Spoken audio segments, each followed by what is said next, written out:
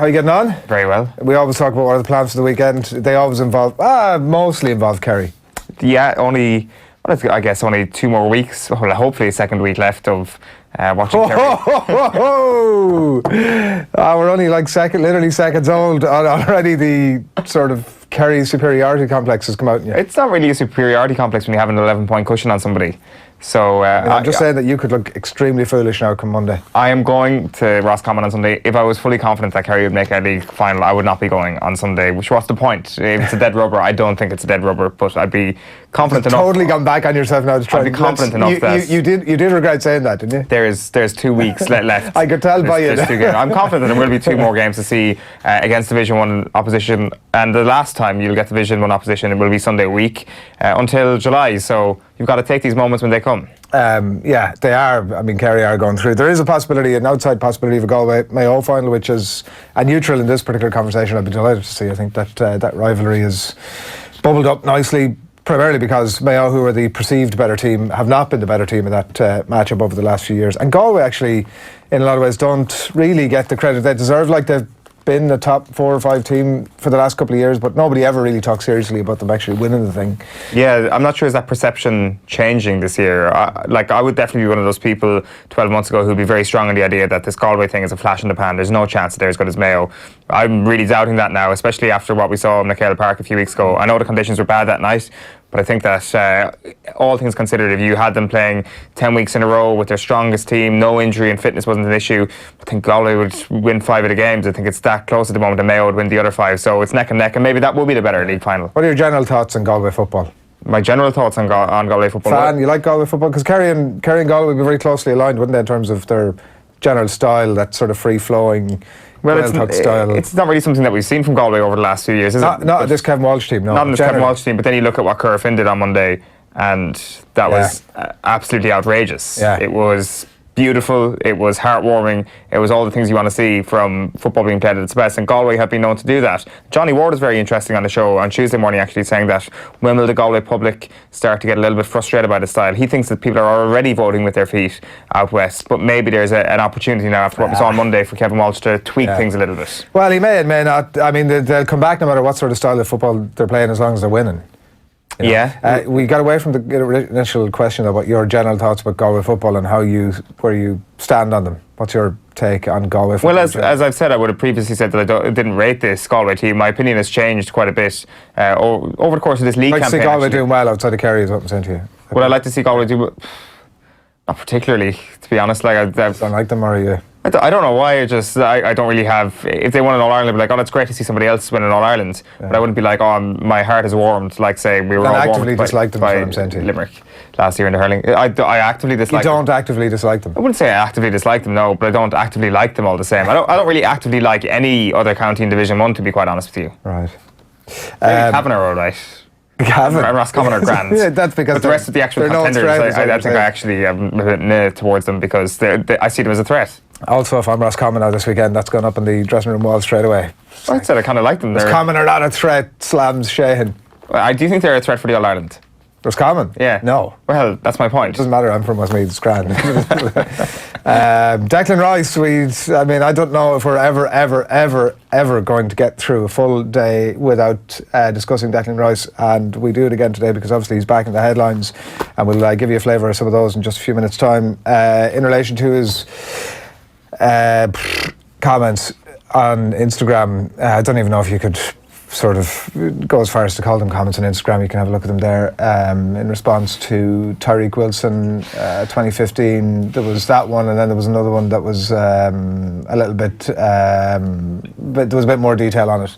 It's hashtag up the RA for anybody listening and who somehow missed that yesterday. Declan Rice, 210 weeks ago, 3 minutes. And there was a second one as well where he was like, expressing his camaraderie with his teammate, I believe. There isn't nobody suggesting that for a second. He also issued this apology that he's aware that a poorly expressed comment that he made when he was a junior player has been circulated on social media. I recognise now that my attempt to show support from my teammates at the time could be negatively interpreted While my naive words were not meant to be a political opinion and do not represent who I am, I sincerely apologise for any offence caused. So that's that. He's put his manager, obviously at England, in an incredibly awkward conversation. You can only imagine Gareth Southgate's reaction as he picks up, he's on Twitter, isn't he? I presume he comes across it in social media in some environment and he's like, Jesus Christ, Declan, what are you doing to me here? And so he's forced to come out and say, oh look, he essentially gave a bit of a version of Declan Rice's statement. It's by the way, if it was needed further evidence that Declan Rice clearly never thought he was good enough to play for England. That's the only thing I'm taking away from these comments, that they were the comments of somebody who never in a million years imagined that they were going to be a good enough player to don the famous 3 lines. Or somebody who was a teenager. Both of those things, but you know, also if he, in some stretch of his imagination, thought, you know, I'm on this path, it looks like I'm going to become a professional footballer of some significance, I might one day play for England, I might not write this thing. He never thought that for 1 second. Because he was a kid. And he didn't understand what he was writing. I get all of that. I did feel that Gareth Southgate could have been, I think he was quite generous to Declan Rice in his comments, is how I'd phrase it. And I understand why that might be, in terms of, obviously, he's his manager and there's a bit of protectionism there. He could have, I believe, protected him while still... he could have gone a bit stronger for me on the significance of a comment like this, because I think that we over here have viewed that in a very different way than it would be perceived 20 years ago, for sure, or how it would be perceived in the UK, because obviously the IRA there are and here are a pretty barbaric organisation who are responsible for a lot of pretty evil deeds, and you know, there is definitely a very different relationship with that dynamic here than there is there. And I wondered if, given his position, Gareth Southgate couldn't have been a bit stronger to have come out and said, listen, you know, we couldn't in any way stand over or endorse any of this kind of commentary.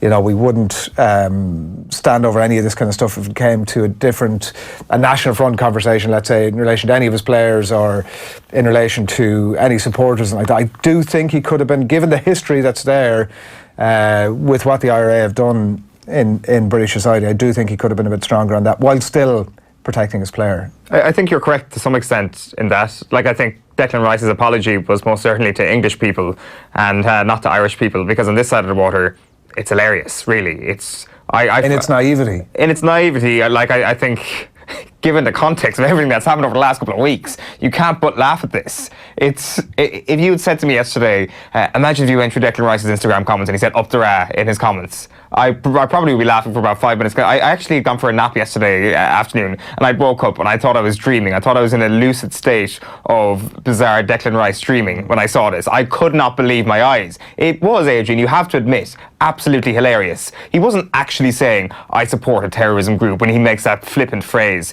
It is a phrase that's thrown around with huge irony, and ultimately this is just another example of why people like you are very lucky that social media came along when it did. People of a certain age, I don't know what you're saying. People of your age, people under the age of 25 have unfortunately been brought into the social media age at a naive age, where they will say things that will live with them forever. Yeah. Stupid things, and stupid is actually, I think, a strong word to describe this. It was a flippant remark. At best, it was ironic. That's what the phrase. I would say stupid. I would say beyond stupid. And ultimately, we can't speak. Well, you just did from on an English on an English perspective. But I think it's important to represent that it's not something that I've heard overly. And actually, that's just the essence of my point. That actually, I agree with everything you're saying there. But I just think that you do consider it for a second in an English context and think that Gareth Southgate could have come out, given the history, because that is, while Declan Rice's comments were stupid and naive and idiotic and all of those things. I think that's even a little bit hard, calling it idiotic. It's naive. Absolutely. There is he's being ironic. I don't believe he's been. The body of evidence. Not being ironic. The body of evidence when it comes to Declan Rice, to say that he was being in some way ironic, which would give him some credibility in terms of having some intelligence in this debate, I haven't seen any evidence for that. It's like saying Leitrim for Sam when they win the FBD League. It's like nobody actually believes that. And it's like him saying up the rad doesn't mean I support the IRA. It's an ironic comment. It's very different than saying Leitrim from Sam. But it's the exact same level of irony. You don't actually believe this thing is going to happen. Apologies to Leitrim people if I misrepresented them. But they don't, like Declan Rice making that comment. There's no question he didn't even know what he was saying. Actually saying it literally. Yeah. So what is he saying? He's saying it with a huge dose of irony, and I don't it becomes believe that part that's of the the case. vernacular I believe of that being what he's Irish doing is he's trying to endear himself to a then Ireland teammate, and he's like, "Look, I'm sure I'm as Irish as you are." That's what I believe. That's where I believe it's coming from. I think you can say that. But there are other ways to do that, by the way, without having to support the IRA, I guess. He's not supporting the IRA, Adrian. I understand that. I literally started off my comments with saying I don't believe for a second that he even understood what he was saying. So that's a given. Like it's open season on Declan Rice. I would love to be able to go and go 2-footed in on Declan Rice this morning, but I just can't. I could easily see myself in that situation where I come from his context, especially where he's like up the rat, something that's said around. Don't actually believe, and I'm not actually supporting the IRA and all the horrendous things they've done in the past. There is room for irony here. We don't have to take everything so literally. Can we not just laugh at this? Like, I can see your point that Gareth Southgate is in a very tricky situation because a lot of the supporters of that England team will have horrendous memories of what the IRA have done, and they may not grasp perhaps our black sense of humour or our sense of irony towards this. But ultimately, you have to think about the context within which Declan Rice wrote this, which is in an Irish dressing room,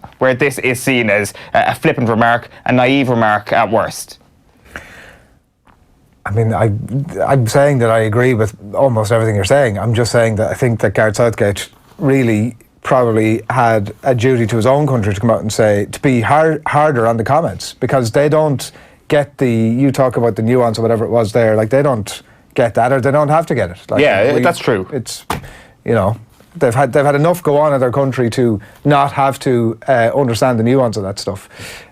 So that's my take on it today. No, I agree. Southgate, I agree to a point. Southgate was in a tricky situation. He could have put his arm around his own player, which was what inevitably was going to happen here, one way or the other, and still say, this is not something we get behind. Just so everybody knows, this is not something we accept in here. Yeah. Because the nuance that you're talking about is not something that they will have engaged with in any way, shape, or form. There's nobody on the other side of the water saying, well, we get the irony here, and that he was just trying to, like, they don't understand that at all. Exactly. I think it's totally acceptable for an England manager to be po-faced about this. Yeah. I'm just saying on our end of things, from an Irish perspective, it's absolutely hilarious. And it is, without question, the best thing that has happened in this Declan Rice saga, the funniest thing that's happened in the Declan Rice saga, from our perspective. From their perspective, I guess offence is all subjective, and it depends on how you take it. And if you're an English person offended by it, then I think fair enough, to be quite honest.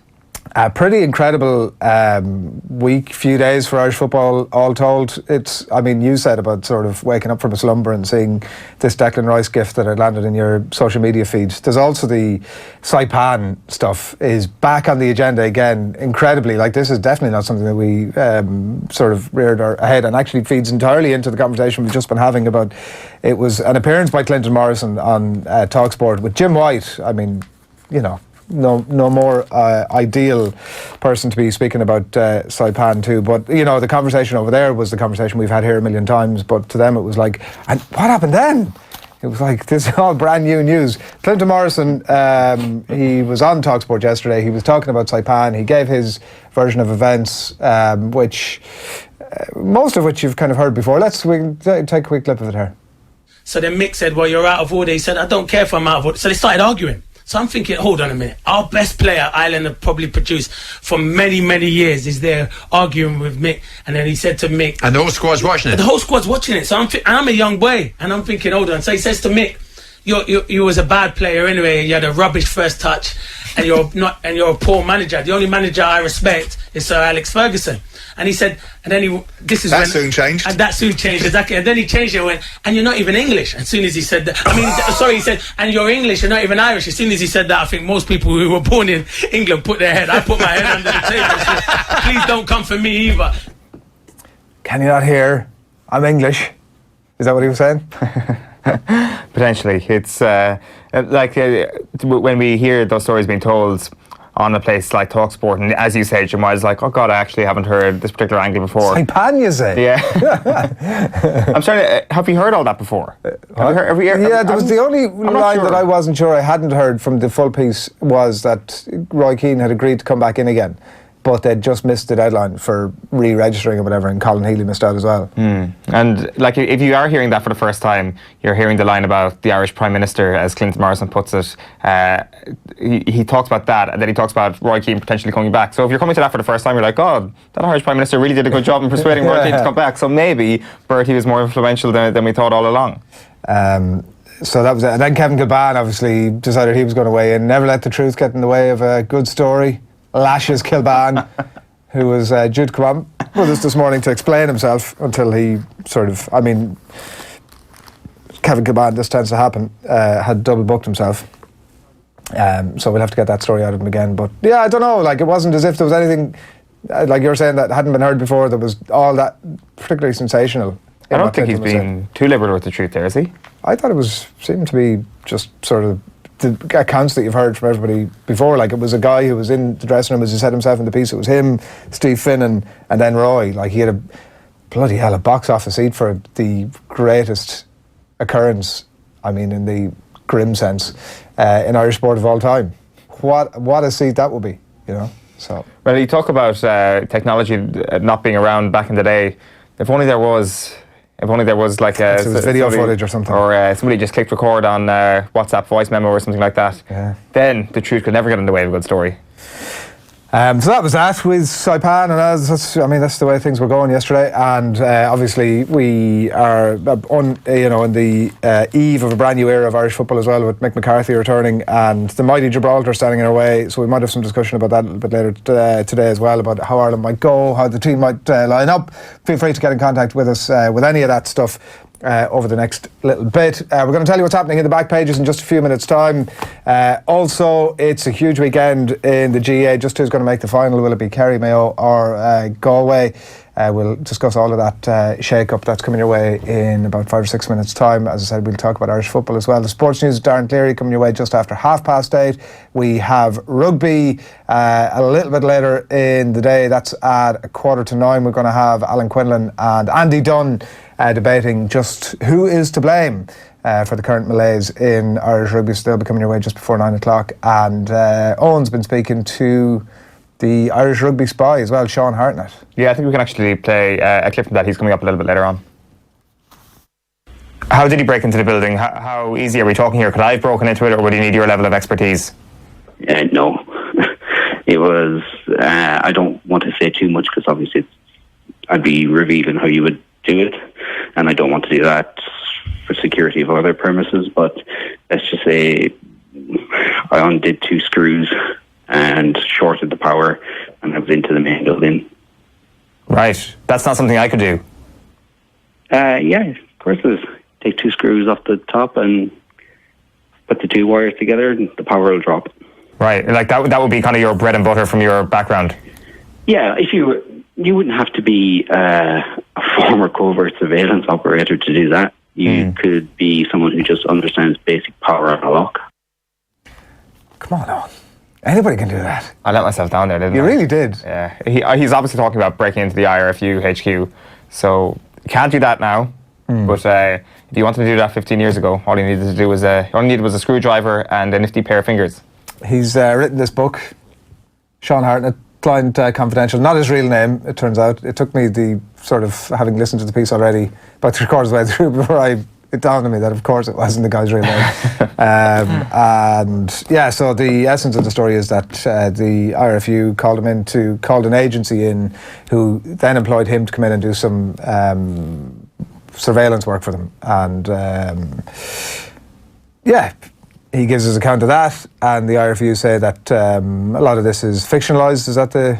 Yeah, fictionalised and things like that. They released a statement the other day. We'll read the full statement out a little bit later on as well. So it's an interesting story, really, isn't it? I don't think too much of the information is damning at all from an IRFU perspective. Myself and Joe were talking about this the other morning, and if I was in their position and there was information being leaked, probably go above and beyond the line of duty to try and clear it up. So I don't think there's much of a red face situation here from their perspective. No, not at all. I think actually it reflects quite well on them that this was proactive. And particularly it was like 10 years ago, whatever it was, when, this, you didn't really tend to hear very much about that sort of stuff. But yeah, they have said that they continue to conduct such assessments across all business operations, as you might imagine. And they also say the telling line in their RFU statement, it's apparent that the author of Client Confidential has fictionalised many elements in the account of the RFU's engagement with RMI, who were the agency that he's exercised extreme degrees of artistic licence in his portrayal of the process undertaken.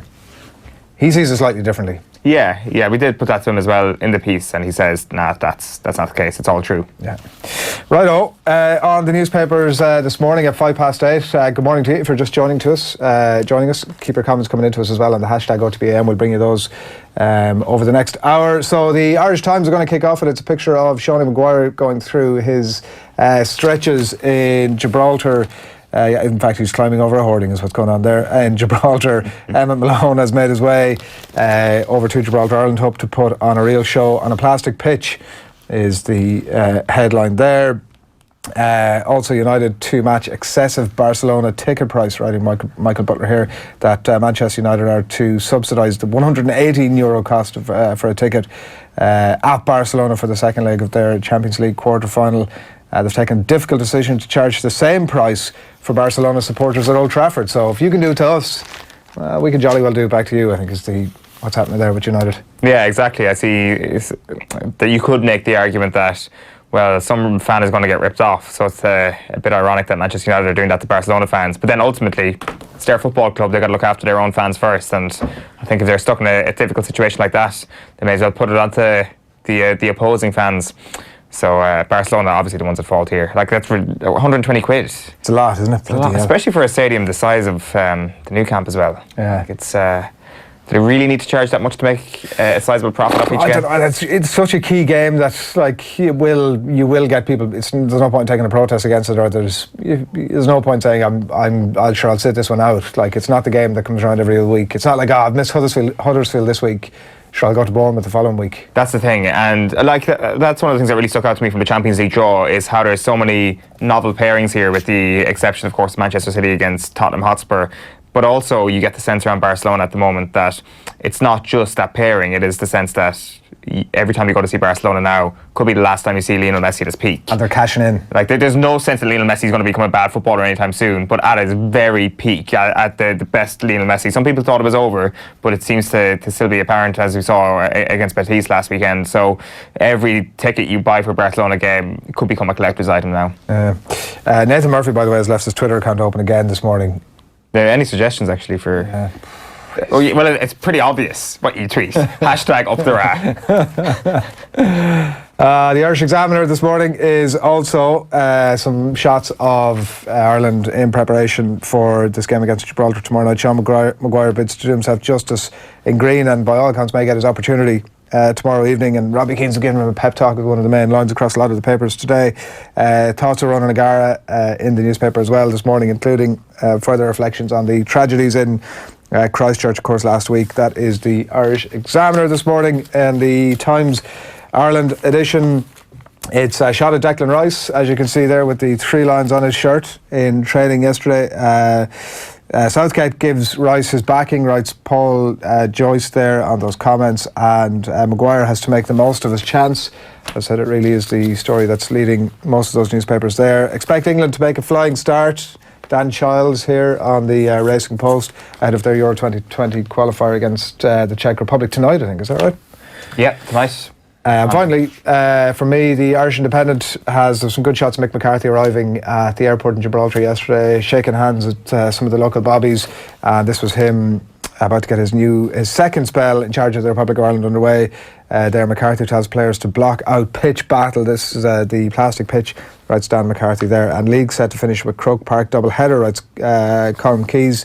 The Hurling and Football League finals are now virtually certain to share the same Croke Park billing on Sunday week, regardless of what counties are involved, or any deferral of the Division 3 football final that may be required as well. So, I mean, you probably still don't get a packed house, but better atmosphere, more people in the ground, better sense of occasion?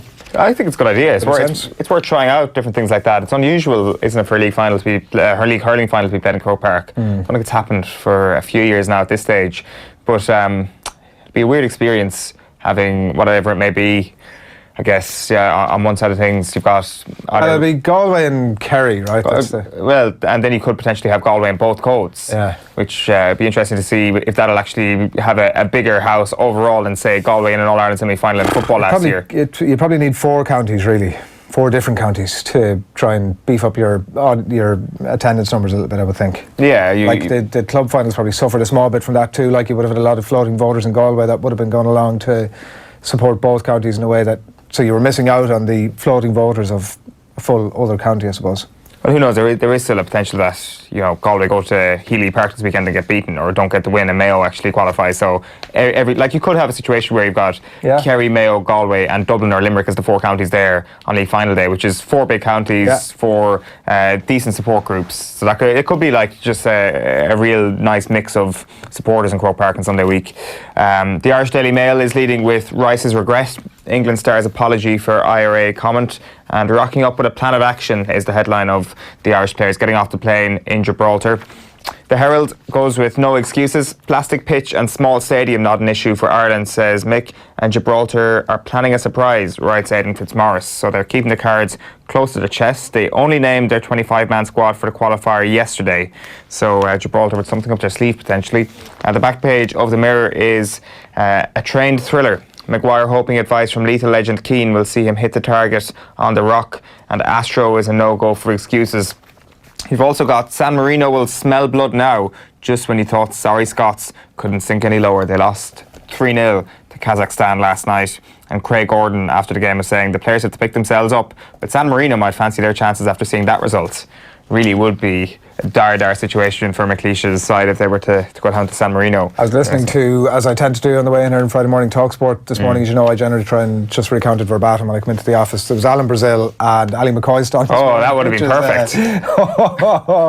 They didn't, the general conversation was that they weren't accepting any texts or emails or any callers for the day, that they'd had enough of it.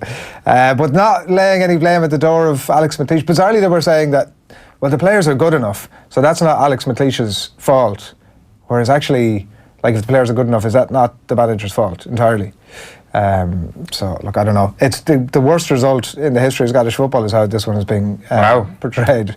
So that'll give you a bit of an idea of the significance. And when we're feeling pretty shit about ourselves and where we're at in the grand football, they were actually, I mean, not with any degree of detail, by the way, but holding Ireland up as the... one of these examples is these great nations that are bringing through a lot of young players. I mean, not entirely true. I'm not sure we get beaten 3-0 by Kazakhstan, mind you. Have you seen Stan and Ollie yet? I haven't. No, I will go and see it at some point, but I haven't seen it. Do you know which football manager makes a cameo appearance in it? Not really a cameo, he's an extra in it. I mean, it must be Alex McLeish. It's Alex McLeish. Yeah, he met. I think he met Steve Coogan on a plane, and he was saying how much of a fan he is of Laurel and Hardy. Wow. And he was like, "Why don't you come and be an extra?" So Kazakhstan Laurel is the headline in the Sun on this. There's been a lot of Borat jokes made, and a lot of jokes about comedies of errors and all that sort of thing. So Alex McLeish, like, I think it's fairly harmless appearing in I would definitely have done it. Why would you not do it? Extra in that, especially if you're a big fan. But certainly there's plenty of pun potential across the newspapers this morning. At the back there's page, also the opportunity to go from that conversation, Alex McLeish, Steve Coogan, and all the way back to Declan Rice. Yeah, there we go. There we go. Back page of the Sun is Minnow bother to you. Sean told to whack small fry like Robbie. Great headline on the back page of the Sun. Got Nuno versus Lamps as well. It's an exclusive by Martin Lipton this morning. Chelsea want Nuno Espirito Santo or Frank Lampard to replace Maurizio Sarri. Two exciting enough prospects, I would have thought, if you're a Chelsea supporter. And what the heck is the headline on the Scotland front page as well also is... yes. I think we call it sport. Decky Orlaw. Ireland's turncoat sorry for naive Provo comment. That's a great headline there as well. Up there at wait till we draw England was his other comment that we didn't show at the top of the show. The back page of the Irish Daily Star is Stranger Things. Kerr calls for clarity over €100,000 FAI loan. You've got Maguire will get his rest. This is Sean Maguire speaking in the press yesterday. He doesn't train on a Monday. Preston have figured out that you're better off just not training on a Monday. You're better off going into the gym an hour before training on, let's say, a Tuesday, making sure you're ready to rock. Because of his explosive playing style, he's been very, very prone to injuries, missed a lot of game time, and they feel that, you know, the happy medium is for him to just skip a day of training every day. You've also got here on the back page of the Irish Daily Star, United targets €75 million Harry. So United are confident of landing Harry Maguire this summer in a €75 million deal. And then finally, The Guardian... Fascinating, by the way. Sorry, the Monday thing was... We'd definitely come back to that at some point. Just the idea that they've reached a stage where they can say, do you know what, you sit it out. And, like, of yore, that would have been, soft touch, Johnny Maguire, like, just not able to get out and mix it up with the rest of the lads. But that's really clever management. Yeah, the question from an Irish perspective then this week is, like, do you start him for Gibraltar? If he is, in my view, he's Ireland's strongest striker in the squad at the moment, once Shane Long was removed from it. So I think he has to start against Georgia. And no-brainer. He has to start against Georgia, though. Yeah, but, you know, you assume that whichever team starts against Gibraltar, barring injuries or anything else, that's the same team that starts against Georgia. Like, from Mick McCarthy's point of view, he's not testing anybody tomorrow night. He's going to pick his best available 11. But I mean, in terms of wrapping him in cotton wool, given his injury profile. No, I think get him in there and, Jesus, let him at it. The Guardian goes with England standby Rice. Midfielder apologises for apparent pro-IRA post. There he was training with Dele Alli at England's training centre in Burton yesterday. So, yeah, they're up against Czech Republic tonight. I'm actually excited to see how Declan Rice goes in an England jersey, just from a purely, let's park everything for a moment, footballing perspective. That'll last for about 10 seconds on before you're jeering at him. How do you think I'm fascinated to sort of think when he rocks up at training and Harry Kane is like, all right, mate, anything going on recently? It's like, oh, I said something stupid on Instagram. How do those, I wonder how those conversations go. It's definitely just kind of like They just laugh it off? Yeah, well, Harry Kane... we've all done that, mate. Harry Kane being a good Irishman himself would be like, I get the irony, I get the joke. So there's just a little cohort of Irishmen in the English dressing room who actually know it. So Maguire, Rice and Kane stand in solidarity for a stupid Instagram post 5 years ago. That's it? That's it from the newspapers from my perspective. Okay, cool. We are going to be joined by Alan Quinlan and Andy Dunn a little bit later on. We're going to get stuck into... It's been a traumatic couple of months in the world of Irish rugby, so we've lots to talk to the lads about, and they've slightly differing opinions as well.